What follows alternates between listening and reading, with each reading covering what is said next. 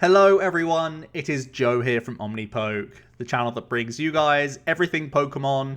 If you're looking for PTCGO codes, including the stuff from Darkness Ablaze, make sure you go ahead and check out the Potown store. You can get a 5% discount on your orders using the code OmniPoke. For today's video, we are tackling the tough topic of Mewtwo and Mew Tag Team GX. We are perfecting perfection. I'm full of alliteration today. We're going to see how we can make Mewtwo successful in the post-rotation Darkness Ablaze format. Basically, since the release of Mewtwo and Mew back in Unified Minds, it's been one of the top contenders, if not the top contender. So it's always found a way to maintain itself in those higher echelons and remain consistent and stay towards the top end of the tier list for the most part, because there's still so much versatility behind this ability that it's just managed to find these odd additions that have made matchups a lot closer. So today we're going to see how Mewtwo can do it now that it's lost a few cards through rotation, and there are some new cards from Darkness Ablaze that are trying to take the mantle of one of the top decks. We'll start off looking at the 4th and 9th place lists from the POG Championships 2020. This was a pre-rotation tournament, but it does still show that Mewtwo was able to compete with the big new boys from Darkness Ablaze, because of course Eternatus and Centiskorch were both legal for this tournament. So it's really interesting to see that Mewtwo still ended up making a top 4 finish as well as almost another top 8 finish. Rahul had the right record, but lost out on resistance to actually making top 8. So Mewtwo was a really, really good pick for the POG Championships, and you can see how both players tried to adapt towards these higher hit point VMAXs. Homankin, the 4th place list, was using Galarian Zigzagoon, Scoop Up Net, as well as 4 Horror Psychic Energies to help get some extra damage on things so that you can get in range of the more typical Double Blaze GX attacks and Flare Blitz GX attacks from your 2 Charizards. So those options were used to try and bring things more in range, and everything else in the list was more sort of straightforward cookie cutter Mewtwo things. And as we move over to the Rahul side, he basically added a couple tech GX Pokemon to help out in those similar matchups. Silvally GX was there to rebel through wide boards for Eternatus. Sigilif was in there to knock out Centiskorch VMAXs that would commit a bunch of energy to themselves. So you can see how the Mewtwo just has so much in its toolkit and up its sleeve really to answer new threats in the format as it continues. So we're going to sort of move that conversation on now to the post-rotation meta. We'll start off by talking about what it loses, and I think the biggest one is actually Turbo Strike Solgaleo. We've seen at times Turbo Strike has been a 2 count in Mewtwo players list because it's that important to get him in the bin as soon as possible, and Turbo Strike for a decent chunk of damage, sometimes taking a 1 prize knockout or setting up things like tag teams for later turns, whilst also getting extra acceleration to your second Mewtwo. So it puts you way less all in, and it really does feel quite bad in comparison now that we don't have that Turbo Strike in the Mewtwo lists, because you do feel a lot more committed to your 1 copy of Mewtwo and really in the hope that it sticks around for a little bit longer at times, unless you have response knockouts in other directions. So I do feel that this Turbo Strike is going to be a real hard-felt loss for Mewtwo. That's one of the things that makes me most concerned about it as we look to the post-rotation 60s. Other than that, Magcargo was pretty much a staple in a lot of the Welder-based builds, as it was a secondary attack post-GX. If you hadn't got knocked out, the Magcargo was often a cleaner. Also, the Soul Burst option is finally taken away from us. That's been seen play sort of here and there. Towards the latter stages, it was basically used in combination with things that just hit for weakness, be it things like Marsh Champ, Sabletar, those sorts of cards. Didn't really see success at the POG Champs, so we're mostly focusing on Welder today, but also those 2 tech GXs that Rahul decided to play in his 9th place list, those are rotating, unfortunately. And there's also a few consistency cards. The Escape Board's kind of a big one if we are using Jirachi packages, but do bear in mind that Homankin didn't play any Escape Board, even though it was legal for the tournament. He was just playing the Scoop Up Nets instead to have more synergy with the Zigzagoons anyway.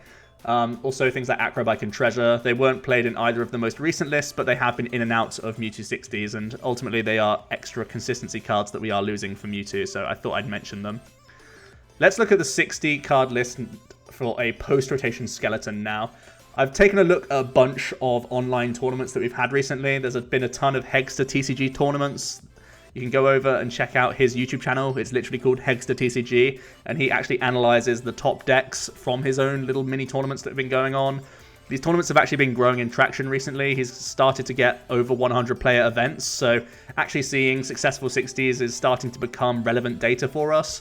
And we also saw a recent sub-stream from Azul, where he also ran a little tournament, and Danny Altavia, one of the top players in North America, he was able to come second place with a Mewtwo 60 as well. So there's actually been a decent amount of Mewtwo representation, and it's really fighting its corner to say that it's still a relevant deck in the format for sure.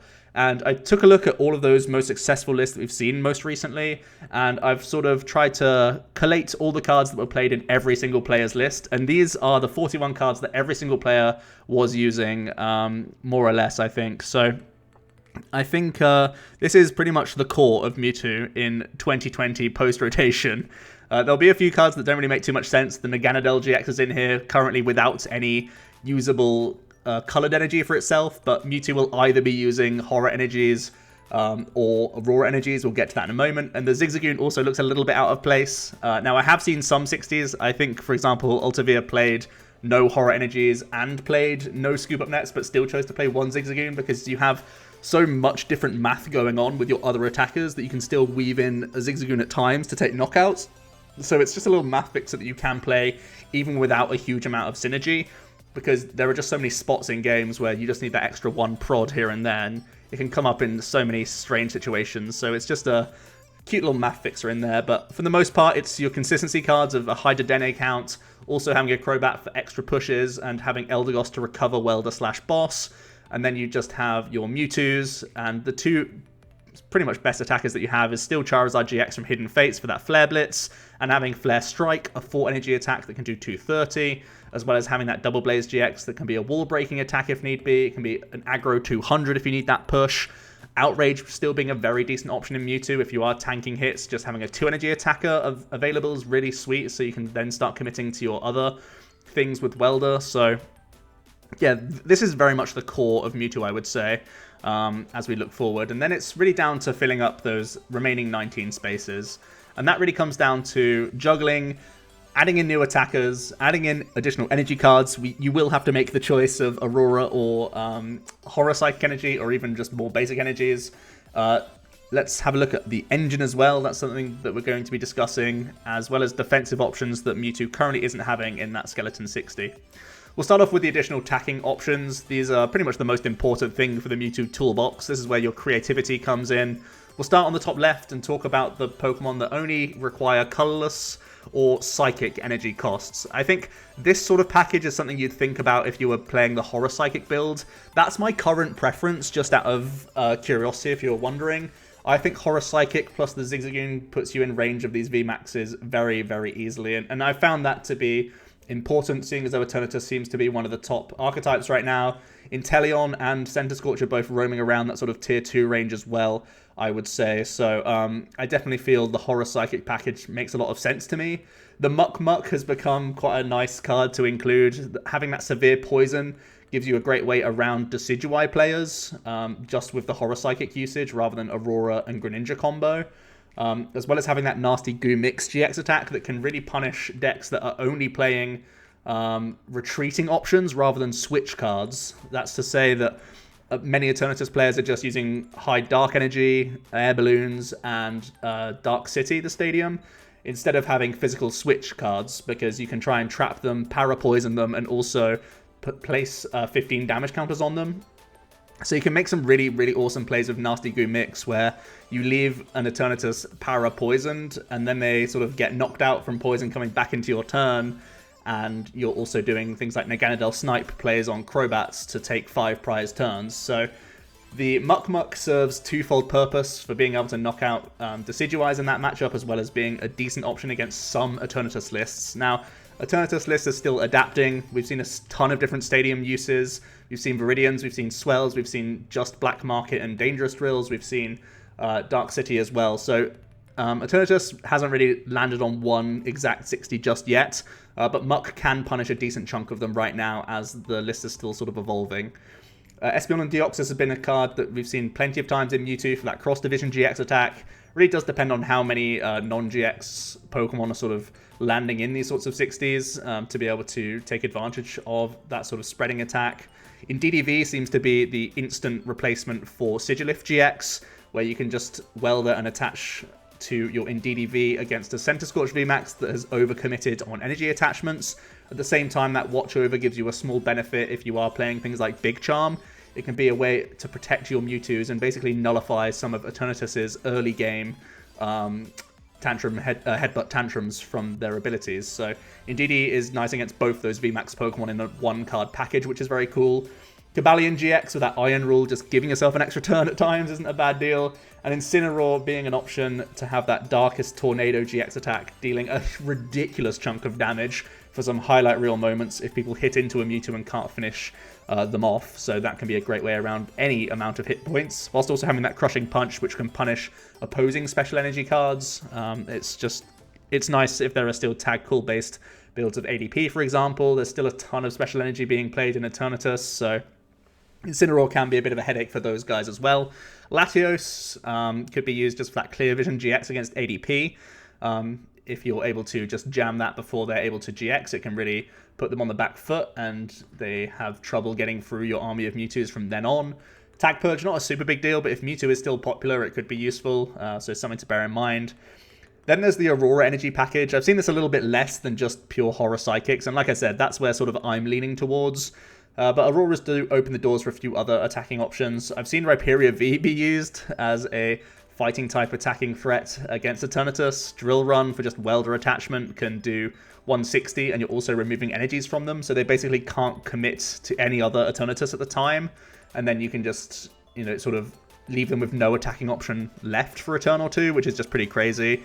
Even if they do knock out the Rhyperior, you can clean them up with a Mewtwo, and then they just don't have enough manual attachments to see themselves through that next Mewtwo, so that's kind of the idea there. And there's also the heavy rock artillery attack that can, you know, for 4 energies, just knock out a Eternatus VMAX quite easily, so something to bear in mind. Greninja GX being an option to attack through Decidueyes, and Chomptina being able to do early 40 damage prods of things that can, again, help you put VMAXs in range. It can help you put damage around on other tag teams, and then you have that mopping up attack, Calamitous Slash, that could do up to 240 for 3 attachments. Now, that does require 2 Auroras to be on your Mewtwo, so it's not the easiest to get it working, but I've seen it in a few Mewtwo lists, so something to bear in mind. And then there's some more fire-based attackers that I've also seen mixed and matched in with the Welder package. Victini V being that sort of sweet spot between potential acceleration from Spreading Flames, as well as being a nice 2-energy attacking option that can knock out Zacians and a few other fire-weak Pokemon. It can also be awkward against Centiskorch as well, because they naturally commit quite a lot to themselves. Even if you're not one-shotting them, it can be a nice way to go and force them down to 5 prize cards, where you sort of set up a 2-shot on the Centiskorch, which can be cool. The 1-prize Volcanion can also offer Flare Starter. We've seen it in Centiskorch so often, where you can just get a ridiculous amount of energies in play earlier on in the game, and I think with the lack of Turbo Strike, this Volcanion could certainly be very useful to start powering up 2 Mewtwo's, so that you're not just committed fully to 1, and also it forces some of these VMAX decks to not only, you know, find their combo pieces, but also boss around a 1-prize Pokemon. Otherwise, they just take a meaningless knockout, and you've got 2 Mewtwo's kind of ready to rumble, which could be very, very cool for your prize race. There's also the option of Heatran GX. It can be a nice early game attacking option with Steaming Stomp, just a 3-energy attacker, so Mewtwo can do that early game pressure deal if it really has to. At the moment, it would basically just be Muck Muck doing 8 damage counters on things. Still enough to knock out a Jirachi, mind you, but not quite the same amount of pressure. But also that Hot Burn GX can be another means of dealing a huge chunk of damage, and it can help if you've prized potentially some of your Charizard pieces along the way, and it could be a great finishing move, and isn't capped at that 300. It can, again, just go over the top if you are going crazy with your energy attachments. So tons of attacking options for Mewtwo. Like I said, I'm really not a big fan of the Aurora package. I would sort of have a mix and match of getting some of my favorite horror attackers in there. I think Muck and Indeedee make the most sense to me. Incineroar as well, I've seen quite commonly in the list, so I think those 3 are kind of the best 3. And then these other 3 can be added in if if you really feel they're worthwhile. And the same for these kind of cards. I'm leaning most towards the Victini out of these 3 cards, but you could also work in things like Heatran and Volcanion. Just personal preference. For engine decisions, this is kind of the next big call for you. I've seen a decent amount of Jirachi plus Scoop Up Net. Again, that Scoop Up Net can help out with your Zigzagoon at the same time. Stellar Wish being a nice option for you to obviously hit your welders in the first place, which is no bad thing, but also just means that your Mewtwo's aren't in the line of fire immediately. Like I keep saying, when you don't have Turbo Strike anymore, you really hate your Mewtwo going down too quickly. You don't want it to get sort of just peppered up and knocked out when you're fully committed to it. You'd rather let your opponent take that one individual prize knockout whilst you're powering up 1.5 Mewtwo's kind of thing. So you can always be a welder away from just getting one of your Mewtwo's into an insane attack. That's kind of the deal I'm looking for a lot of the time.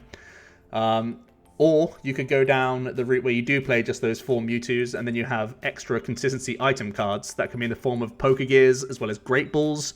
Or it could be in the form of the Tag Call package as well, especially if you are playing things like a Raw Energy, Big Charm, those sorts of options. Tag Call can get you towards Guzma and it can make stuff happen quite nicely. The Tag Call package hasn't been super popular with Mewtwo as of late.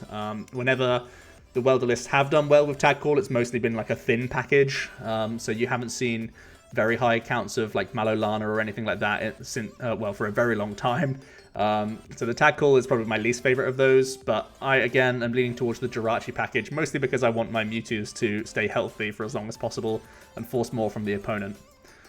For defensive options, Reset Stamp's obviously the first go-to. We're usually not having the luxury of using things like Marnie or Research, so the disruption would come in the form of Stamp whilst you're still weldering turn by turn. Marshadow, not strictly a defensive option, but I wanted to put it in here because it's not really a consistency card either, but it gives you some maneuver ability around Celtic Swell. Swell's seeing a decent amount of play in some ADPs as well as some Eternatus lists. So Marshadow can be a good way around that to make sure your Hearths are online.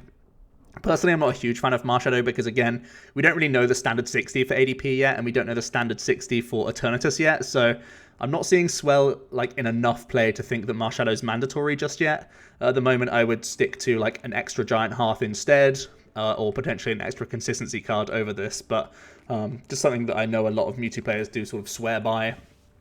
At the same time, Jirachi GX could be used. It could be potentially a mirror match card. It can also be a nice defensive option, randomly against Mad Party as well, because they have Poltegeist that can hit into your Mewtwo's, and that's a bit of a headache. As well as having that Star Search, which is another sort of bailout option for you to get extra energy attachments going. So I know Jirachi can be a decent early game attack as well. And then for defense, in terms of buffing your hit points, Big Charm is used quite a lot, especially if you are playing that Incineroar GX, that Big Charms can put in a good shift. As well as Giant Bomb potentially being another option for you. Again, if you are playing the Tag Call Guzhala package, you could put a Giant Bomb on a specific turn, and then you're putting even things like VMAXs into range of a follow-up Welder attached Mewtwo sort of play. So Giant Bomb could also be creeping into Mewtwo lists at the same time. Here is my initial sample 60 of Welder-based Mewtwo. I've tried to make it simplistic, and I've gone for the Jirachi build. Like I said, that's kind of my preferred deal right now because I don't really like my Mewtwo's in the line of fire too quickly.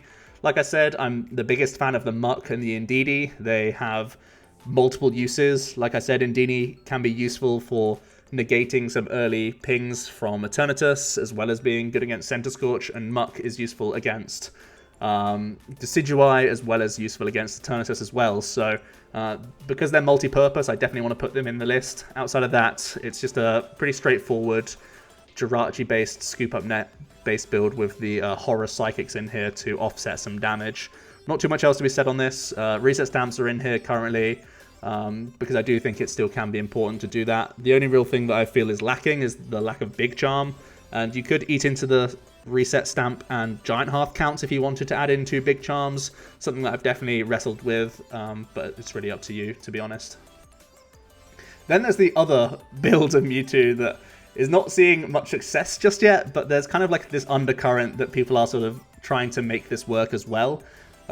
Making it rain with Mewtwo, trying to use Ice Dance alongside the Rocket Splash attack from Blastoise GX could be a new way to reach a crazy damage cap, whilst also having the new Starmie GX, well not new, but the Starmie GX in the list to give yourself the pseudo version of Turbo Strike. Now that Turbo Strike is no longer available, Starbeam doing 40 and attaching 2 waters from your discard pile to your Pokemon could be the new alternative to make sure that you have multiple Mewtwo set up all at once, so that you don't just sort of fizzle in that mid-game. Frostmoth obviously can't Ice Dance onto other Mewtwo's, so that's something to bear in mind, but you normally just Ice Dance to your own Frostmoth, and then just use that Rocket Splash to shuffle them straight back into your list. And then you have things like Training Courts, Buckets, and just the usual DAA into a new hand to find those waters all over again and re-ice dance them onto things. The sort of toolbox for the Mewtwo then becomes Keldeo GX. That Sonic Edge attack is very useful against Decidueye, especially because you can play Altered Creation, so you can actually one-shot Decidueyes. That Resolute Blade GX attack is obviously very good against Eternatus as well. And even Keldeo GX can be annoying physically using it against Mewtwo's in Mirror. Blastoise Piplup can be additional acceleration, as well as some healing against things like Inteleon, which can be very cool. And ADP, obviously that GX attack is nutty against one prize decks, and even against a ton of other, in like ADP mirrors and stuff, you can still be the first person to Ultra Creation first, and then it's down to you to sort of win that boss's orders race, which can happen a decent amount of times. And also having that Ultimate Ray being a way of accelerating again from the deck for your other Mewtwo's. So this sort of list has a ton of extra acceleration available to it. Obviously you are manually attaching only to your Mewtwo, so that's a small downside there, unless you played Energy Switch as well. But this can be a great way for Mewtwo to adapt as well in the future, especially if Center Scorch really kicks off in play. I think the amount of Inteleon that's been hyped recently may mean that there's not going to be so much Center Scorch as we initially first thought, but this Mewtwo-based build could be another way to keep that archetype in check as well. I've also gone ahead and made a sample 60 for this. I've played it recently on a few streams as well. It's been fun to play the Mewtwo. I do think this is probably less consistent than the Welder-based build, but this is still fun, I think. And you can definitely consider adding a second copy of the Starmie as well as a second copy as the Blastoise GX in this list, just so that these cards aren't prized, because I do think prizing is a big issue for this list exactly. The Welder list, yes, it plays a ton of one-off Pokemon as well, but they all sort of like cover each other at times. You can still always have a Plan B GX attack option, whereas this list doesn't have many Plan Bs. So that's something to bear in mind, that prizing could be a small headache for this list.